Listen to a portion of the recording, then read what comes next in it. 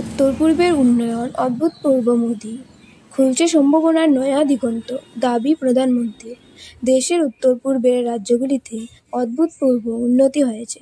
শুক্রবার দিল্লিতে rising north east investors summit এর উদ্বোধন করে এমনটাই বলেছেন প্রধানমন্ত্রী নরেন্দ্র মোদি। ৭৫,০০০ কোটি টাকা বিনিয়োগ করবে রিলায়েন্স।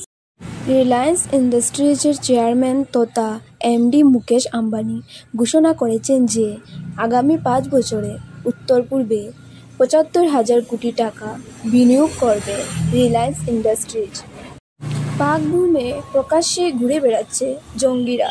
সন্ত্রাস ও সন্ত্রাসবাদীদের সঙ্গে পাকিস্তানের ঘনিষ্ঠ যোগাযোগ নিয়ে ফের সরব হলেন বিদেশমন্ত্রী এস জয়শঙ্কর। নেদারল্যান্ডস সফরে এসে একটি প্রথম সারির সংবাদপত্রকে দেওয়া সাক্ষাৎকারে পাকিস্তানকে তুলোধনা করেছেন তিনি। দেশ জুড়ে বিজেপি সরকারের তৃতীয় মেয়াদ পূর্তি উদযাপন। প্রধানমন্ত্রীকে ভয় পায় পাকিস্তান। তারা যে সন্ত্রাসবাদের মদতদাতা সেটা আবার প্রমাণ করল পাকিস্তান। পহেলগামে ভয়াবহ জঙ্গি হামলার ঘটনার কথা তুলে ধরে শুক্রবার এই ভাষাতেই পাকিস্তানকে আক্রমণ করলেন কেন্দ্রীয় স্বরাষ্ট্রমন্ত্রী অমিত শাহ। আর অপারেশন সিন্দুর অভিযানের পরিপ্রেক্ষিতে ভারতীয় সেনার পাশাপাশি বিএসএফকেও প্রশংসায় ভরালেন কেন্দ্রীয় স্বরাষ্ট্রমন্ত্রী। তো আমার আজকের আপডেট ছিল এতটুকুই।